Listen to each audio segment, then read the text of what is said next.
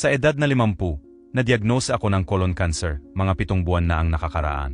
Nadiskubre to sa isang routine check-up lang, at buti na lang, nasa unang stage pa lang naman.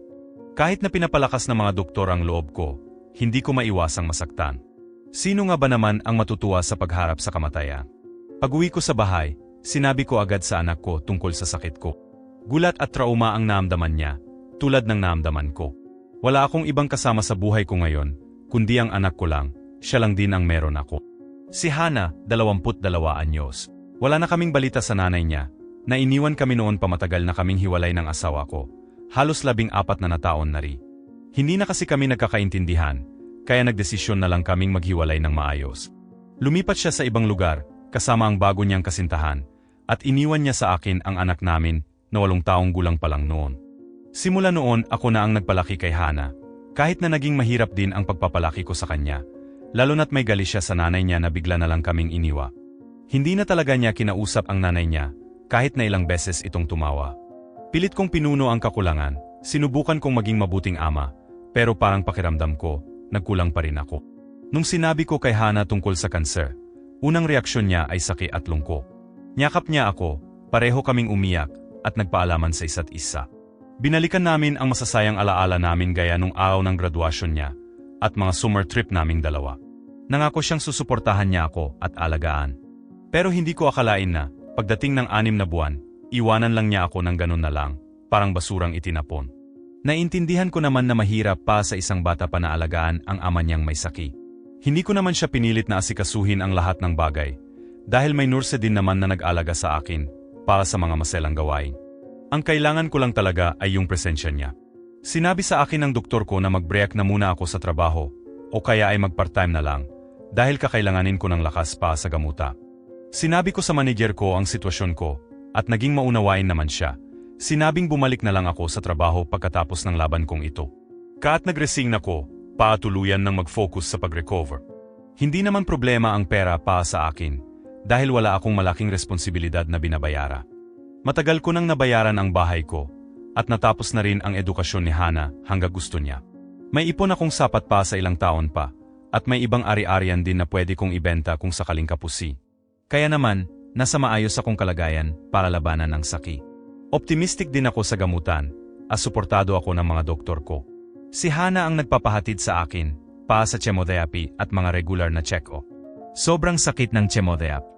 Matapos ang session, halos hindi ko na magalaw ang katawan ko ng 1 o 2 araw. Kailangan ko ng tulong ni Hana sa mga simpleng bagay gaya ng pagkain at gamo. Bumili pa ako ng wheelchair para lang makagalaw ako sa bahay, pero may mga araw na pati pagsakay sa wheelchair ay parang imposible. Nakaka-frustrate dahil pati ang mga simpleng gawain tulad ng pagkain, paglakad, o paggamit ng banyo, hirap na hirap akong gawi. Habang lumilipas ang mga buwan, napapansin kong palaging iritado na si Hana. Hindi na siya dumadaan sa kwarto ko, at parang wala na kaming matinong usapan. Kung may sasabihin man siya, puro mga sagot na isang salita lang. Sobrang sakit pa sa akin na makita ang nag-isang anak ko, parang hindi na ako pinapansin. Siya lang talaga ang meron ako sa buhay, at tuwing kausap ko siya, nakakalma ang isip ko kahit papaano. Pero ngayon na parang nagiging malamig siya sa akin, wala nang masasakit pa rito. Isang araw, kinausap ko siya at tinanong kung pabigat na ba ako sa kanya. Nagalit siya at diretsahang sinabi na, pabigat na nga ako sa kanya. Wala nang mas nakakalungkot pang marinig iyon mula sa sariling anak. Sinabi niyang napapagod na siya sa pag-alaga sa akin. Naintindihan ko naman na mahirap pa sa isang bata pa na mag-alaga sa tatay niyang may sakit. Hindi naman ako nagpapalinis sa kanya ng mga maseselang bagay, dahil may nurse na akong kinuha para doon. Kaya, sinabi ko sa kanya na kukuhanan ko na siya ng nurse, pa hindi na siya mahirapan. Nakiusap ako sa ospital na magtalaga ng nurse pa sa bahay, at binigyan naman nila ako ng isang may kaanasan sa pag-alaga ng mga cancer patient. Akala ko makakatulong to para maayos ang problema namin, pero patuloy pa rin ang pagiging irritable ni Hana. Lumalayo siya sa akin, at may pagkabastos pa siya sa nurse na tinawag ko. Pinakiusapan ko ang nurse na iwasan na lang ang anak ko hanggat kaya, pero si Hana pa rin ang unang nag-away sa kanya, kahit sa maliliit na bagay lang. Pinagbawalan pa niya ang nurse na gumamit ng ref o pumasok sa kusina, kasi daw, madumi siya dahil nga siya ang nag-asikaso ng kalinisan ko. Hindi man sinasabi ni Hana ng haapan, halata naman sa nurse na hindi siya komportable sa presensya nito. Tinanong ako ng nurse isang araw kung okay pa ba ako sa trabaho niya, kasi halatang hindi raw komportable ang anak ko. Sinabi ko sa kanya na napakaayos ng trabaho niya at wala akong reklamo. Nung gabing iyon, kinausap ko si Hana tungkol sa inasal niya. Pinakiusapan ko siya na wag na niyang guluhin ang nurse at hayaan na lang itong gawin ang trabaho niya ng maayos. Pero lumalala ang sitwasyon at napapansin kong naapektuhan na ang nurse dahil sa trato ni Hana. Kailangan ko na talagang makialam bago pa man lumala ang sitwasyon at mapilitan ang nurse na umalis. Sinabi ko kay Hana na nagiging bastos siya sa nurse, pero nagali siya ng husto. Sabi niya, anong arte mo naman? Sinasabi ko lang sa kanya ang tamang kalinisan. Ang baho niya, amoy tay. Tinuturuan ko lang siya ng tamang asal, tapos isusumbong niya ako sa iyo. Hindi ko na rin napigilan at napasigaw na ako sa galit. Nurse siya. Alam niya ang tungkol sa kalinisan, higit pa sa iyo. Sino ka ba pa pangalan siya sa hygiene? Pati nga pag-aral mo iniwan mo na. Sumigaw siya at nagreklamo ng mahaba tungkol sa kung paano ko raw ginulo ang buhay niya. Sinisisi pa niya ako kung bakit siya iniwan ng nanay niya at kung bakit hindi raw normal ang kabataan niya tulad ng ibang mga bata. Sanay na ako sa mga ganitong pasabog niya, pero ang dami niyang ibinibintang sa akin na parang wala na siyang pakialam kung masaktan ako. Sabi pa niya, ang nurse na yan nakakadiri parang tay, amoy tay. Bakit mo pinoprotektahan ang pokpok na yan? Ginagamit ka lang niya, tatay. Tuloy-tuloy pa rin siya, pinapalabas na niloloko lang ako ng nurse, paakunin ang mga ipon ko at ang ari-arian ko, dahil wala naman daw akong ibang tagapagmana. Sobrang nabigla ako, kaya pinatigil ko siya. Anong klaseng delusyon meron ka? Bakit parang ganyan ka magsalita? Lalo pang lumaki ang away namin at sa huli, binagsak niya ang pinto at umalis. Isang oras ang nakalipas, narinig ko na naman ang sigaw ni Hana sa sala, habang hinahatak niya palabas ang mga maleta niya. Alis na ako dito para sa ikabubuti mo, sigaw niya. Yan naman ang gusto mo, di ba? Sige, gawin mo kung ano ang gusto mo kasama ng mahal mong nurse. Ubusin mo lahat ng pera mo sa babaeng, yan bago ka mamatay, wala akong pak. Huwag mong asahan na babalik pa ako dito para sa'yo. Gusto ko sanang pigilan siya, pero parang gumuho ang buong mundo ko sa mga sinabi niya. Umupo ako sa tabi ng bintana, humihigbi habang pinapanood ko siyang isinasakay ang mga gamit niya sa kots. Umalis siya nang hindi lumilingon. Ilang linggo na rin ang lumipas mula nang umalis si Hana. Ramdam ko na parang wala nang halaga ang buhay ko. Sobrang sakit ng mga sinabi niya, mas masakit pa kaysa sa sakit ko. Paano niya nagawang isipin na may relasyon ako sa nurse? At paano niya inisip na bababuin ko ang sarili ko sa ganoong paraan? Pakiramdam ko, wala na akong silbi sa lahat ng aspeto ng buha. Nabigo akong maging asawa noon, at ngayon parang nabigo rin ako bilang ama.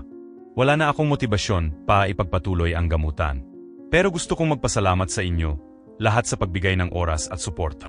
Hindi ko inasahan na ganito kalaking bagay ang magiging post ko. Sinimulan ko ang pagbahagi nito para sana kahit papaano, makagaan sa mabigat kong kalooban. Bawat isa sa inyo na nag-iwan ng kahit simpleng mensahe ng pagmamahal ay napakahalaga para sa akin. Kaya't maraming salamat sa inyo lahat. Bilang dagdag na paliwanag tungkol kay Hana, may nagtanong kung bakit siya nakatira sa akin hanggang ngayon at kung dinala ko ba siya sa therapy noong bata pa siya.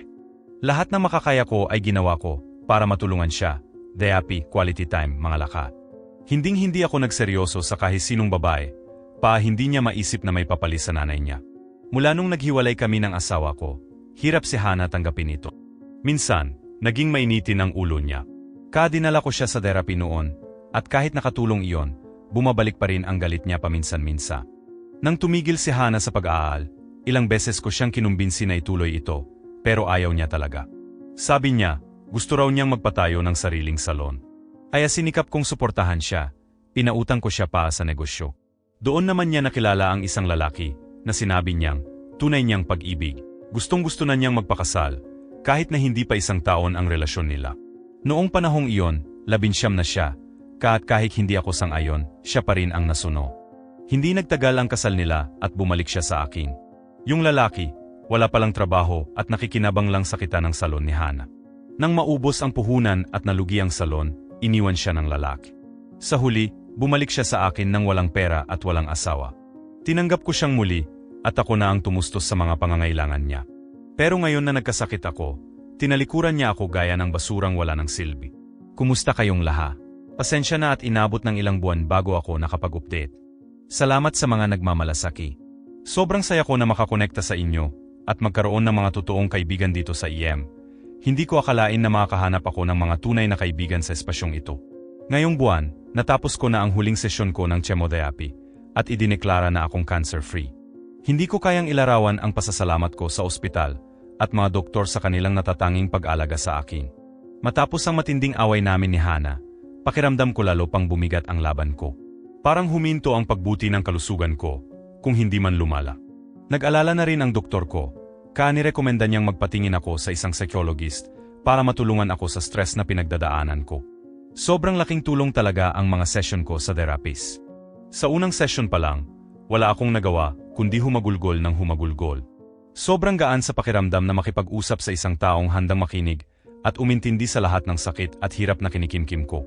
Umamin pa nga ako sa therapist ko na gusto ko na lang sumuko at hayaan ang sakit na tumapos sa akin.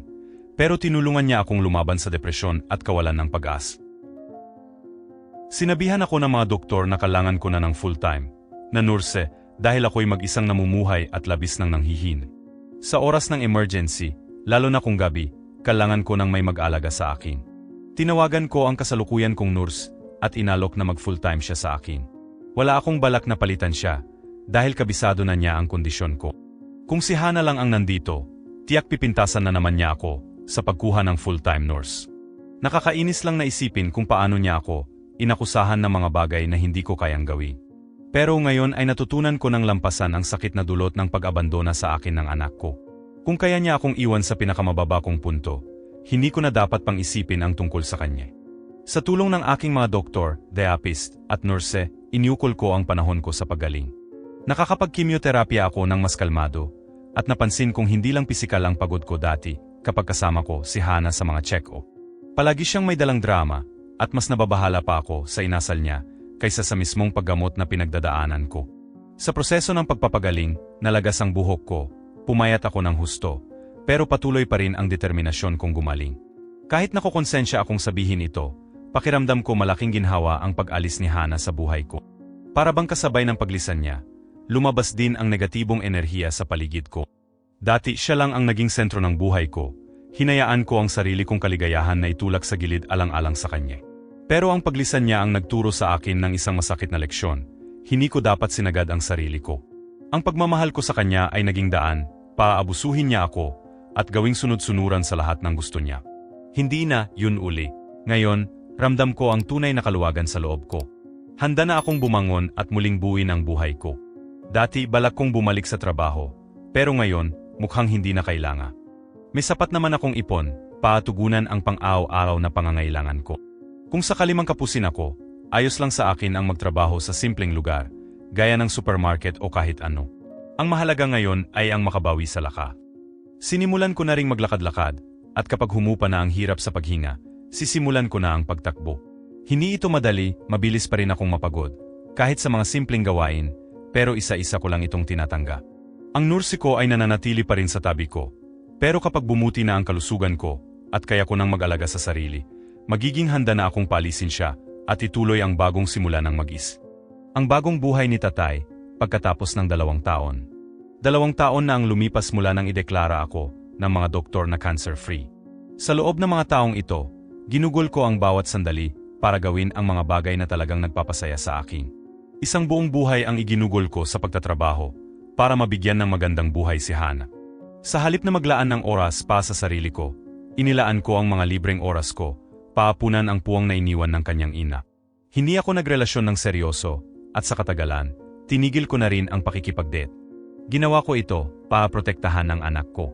Pero pagdating ng panahon, napagtanto kong lahat ng sakripisyong ito ay parang nawala na rin ang halaga.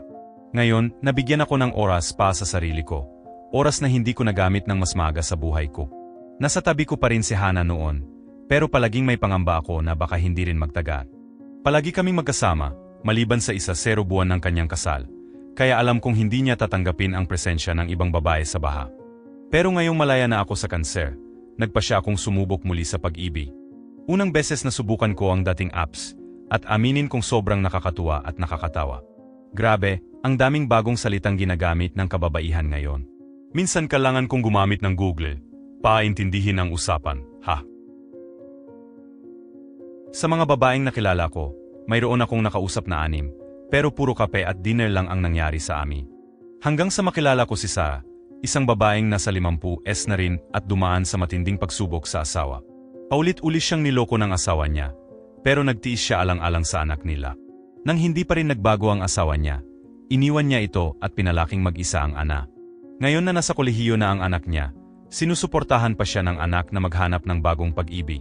Hindi ko maiwasang mapaisip minsan, hindi naman inggit, pero parang gusto ko lang malaman, ano nga ba ang pagkukulang ko at hindi ako pinahalagahan ng anak ko sa kahit anong paraan. Pagkatapos ng 6 o 7 buwang pagdedate ni Sarah, napagpasyahan naming magsama sa isang baha. Mabilis ba, Kam? Sa tingin ko, hindi. Patanda na ako at sa totoo lang, ilang dekada pa nga lang siguro ang natitira bago ko maating ang huling hantungan. Nagdesisyon kaming lumipat ako sa bahay ni Sarah dahil na rin siya mismo ang nagdecorate ng bawat sulok ng bahay niya. Sino ba namang gustong iwanan ang sariling obra? Hindi ko rin naman kasi nagawang alagaan ang bahay ko noon at kung tutuusin, mas gusto ko rin ng bagong simula. Kaya ibinenta ko ang bahay ko. Ibinenta ko, dagdag na ipon ko na rin para sa mas mangyang pagretiro. Bakit ko pa ito iwan para kay Hana, na iniwan din ako sa pinakamatinding oras ng buhay ko? Matagal na itong nangyari. Bakit ako nag-update ngayon? Kasi noong 1 linggo, may nakita akong multo. O sa totoo, multo ang nakatagpo ng anak ko. Nakahiga ako at nagpapahinga kasama si Sarah nang makatanggap ako ng tawag mula kay Andy, ang bagong may-ari ng bahay ko. Galit na galit siya. Sabi niya, may babaeng biglang sumulpot sa bahay nila, nag-iskandalo at nakiusap ng tulong sa kanya. Aba, nakipag-away pa raw sa kasintahan ni Andy si Hana. Ayon sa kwento ni Andy, may isang babaeng nagtangkang pumasok sa bahay nila. Mukhang may hawak siyang susi, pero hindi gumana. Nang hindi niya mabuksan ang pinto, sinimulan niyang kalampagin ito ng malaka. Binuksan ng kasintahan ni Andy ang pinto, sabay sigaw sa babae na huwag masyadong mag-ingat. Pero sinabayan din siya ng babae, pinagsisigawan siya at tinawag siyang pokpok na nakiapit sa isang lalaki para makuha ang baha. Nalito ang nobya ni Andy at sinabing parang may hindi pagkakaintindihan, pero hindi siya pinakinggan ng baba. Tuloy lang siya sa paninigaw, hinihingi na umalis sila sa bahay, dahil sa kanya raw iyon, pagmamay-ari ng tatay niya na namatay na 2 taon na ang nakalipa. Pinilit ng kasintahan ni Andy na ipaliwanag na binili nila ang bahay, at walang ibang nagbigay sa kanila nito. Wala rin siyang alam tungkol sa akin, dahil hindi pa sila magkasintahan nang mabili ni Andy ang baha. Dahil sa gulo, tumawag sa akin ang nobya ni Andy, nagpapanik at humihingi ng tulong. Nang mga oras na iyon, nakaalis na ang babae, pero nagbanta siyang babalik kinabukasan kasama ang mga kaibigan niya. Sa paglalarawan ni Andy sa babae, alam kong si Hana iyon. Tinanong niya ako kung kilala ko ba ang babae, at aminado akong sinabi ko na anak ko siya. Sa pag-amin ko, alam kong magagali si Andy, at ganoon nga ang nangyari. Sobra siyang nagalit at sinabing magpunta ako roon kinabukasan para ayusin ang gulo, kundi tatawag siya ng pulis. Sabi ko pa nga na tumawag siya ng pulis at magpa-order ng restraining order, pero napagtanto kong responsibilidad ko ito. Kaya kinabukasan, dumating ako at naghinta. Pagdating ni Hana kasama ang mga kaibigan niya, sumigaw siya mula sa harap ng bahay at binasag pa ang mga paso na nandoon. Binuksan ni Andy ang pinto, may hawak na baseball, bat bilang pang-warning. Sabi ko sa kanya na huwag gawin yon, pero bilang isang coach ng baseball, alam kong hindi ko siya mapipigilan sa pagpapakita ng laka. Lumabas si Andy, at bago pa man sila magtagpo, lumabas na rin ako. Natigilan si Hana. Ang mga kaibigan niya ay huminto rin nang makita siyang namumutla. Mahina niyang nasabi, buhay ka. Akala ko patay ka na. Ano na ang nangyari sa kanser mo? Hindi ko malilimutan ang ekspresyon ng mukha niya. Ibinibigay ko ang bahay na ito ng libre, kung kapalit ang makita ang itsurang iyon sa mukha ni Hana. Nangingitim ang mga mata niya at namumutla. Itinuro niya si Andy at ang kanyang kasintahan, saka nagtanong, sino sila? Sagot ko, sila ang mga bagong may-ari ng baha. Ibinenta ko ito sa kanila. Walang hiya pa niyang tinanong, anong ginawa mo sa perang iyon? Akala ko mamamatay ka na. Alam kong masakit ang tanong niya, pero hindi na rin iyon tumatago sa akin ngayon. Napatawa na lang ako. Hindi ko na kailangang ipaliwanag sa'yo, pero ito, gagamitin ko ang perang iyon para sa nalalabi kong buha. Ligtas na ako mula sa kanser. At bago ka pa man magtanong, sasabihin ko na rin, walang mapupunta sa'yo. Lahat ng pera ko ay gagastusin ko sa sarili ko. Bahala ka na sa sarili mo. Isipin mo na lang napatay na ako, tulad ng inakala mo hanggang ngayon. Napaiyak siya. Pinauwi niya ang mga kaibigan niya, at sinabing kami na lang ang mag-usa. Sa puntong iyon, sinabi ko kay Andy na alis na ako, at kung sino man ang gumawa ulit ng gulo, Huwag na siyang magdalawang isip na tumawag ng pulis at humingi ng restraining order laban sa anak ko. Sa ganoong sinabi, tumalikod na ako at naglakad palayo. Humabol si Hana, umiiyak at nagmamakaawa. Tay, huwag mong gawin to sa akin. Ako ang anak mo, ang nag-isa mong pamilya. Huwag mo akong pabayaan. Ngumiti lang ako at sinabing, kaya kitang iwan. Iwan kita katulad ng pag-iwan mo sa akin. Saka ako sumakay sa kotse at umalis. Sa normal na sitwasyon, marahil nakaramdam ako ng lungkot at pagsisis. Pero sa araw na iyon, magaan ang pakiramdam ko, kontento at masaya pa nga. Alam kong tama ang ginawa ko. Dapat noon pa, itinama ko na ang ugali niya. Salamat sa lahat ng nakikinig sa kwento ko. Utang na loob ko sa inyo ang lahat ng suporta at magagandang mensahe. Hiling ko, sana'y walang sinuman ang dumaan sa ganitong pagsubok. Naway magkaroon kayo ng magandang kalusugan at kapayapaan sa buhay.